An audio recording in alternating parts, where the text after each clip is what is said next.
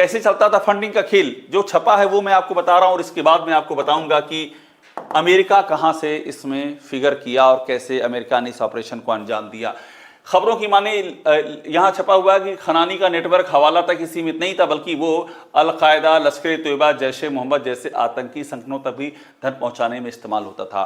बड़ी बात यह है कि इस अल-कायदा को भी अमेरिका लगातार ट्रैक कर रहा था, क्योंकि अमेरिका में जिस तरह से 9/11 की घटना घटी थी, वहां भी उसके लिए सबसे बड़ी चिंता का विषय यही था कि अल-कायदा की फंडिंग कहां से हो रही है, अल-कायदा की को जो मनी ट्रेल है वो कहां जा रही है। और जानकारी मिल रही थी कि अल-कायदा के मनी ट्रेल का भी एक सिरा जावेद खनानी और अल्ताफ खनानी, धुरंधर के उन्हीं खनानी ब्रदर्स से जाकर के मिल रहा था। तो बार बार अमेरिका की इंटेलिजेंस में ये खनानी ब्रदर्स फिगर कर रहे थे और पता ये चल रहा था कि ये जो मनी का फ्लो जा रहा है, इसका अगला सिरा जो है वो दक्षिण अमेरिकी देश वेनेजुएला से जाकर के जुड़ता है।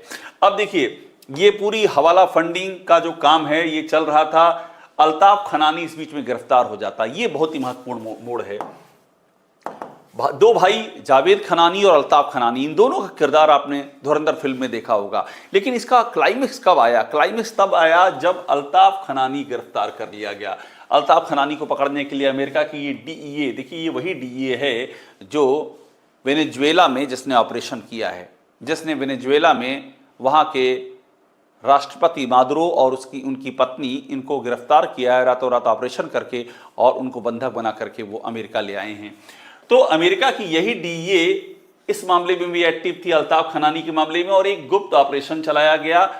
इस गुप्त ऑपरेशन में जो अंडरकवर एजेंट थे डीईए के, वो बाकायदा ड्रग कार्टेल का हिस्सा बने कि वो भी, उनको भी ड्रग से जो मनी आई है, जो ड्रग से अरबों डॉलर मिले हैं, वो इनको क्लीन करने हैं, और क्लीन करने का काम करता था ये अल्ताफ खनानी। इससे मुलाकात हुई, गुप्त लेन देन हुआ, बड़ी डील हुई और इसको बुलाया गया पनामा। अमेरिका ने कहा कि अंडरकवर एजेंट्स ने कहा कि पनामा आ जाओ, पनामा में एक और बड़ी डील है। एक डील हो चुकी थी दुबई में, दूसरी डील के लिए बुलाया गया पनामा में, और पनामा में आने के बाद उसे गिरफ्तार कर लिया गया।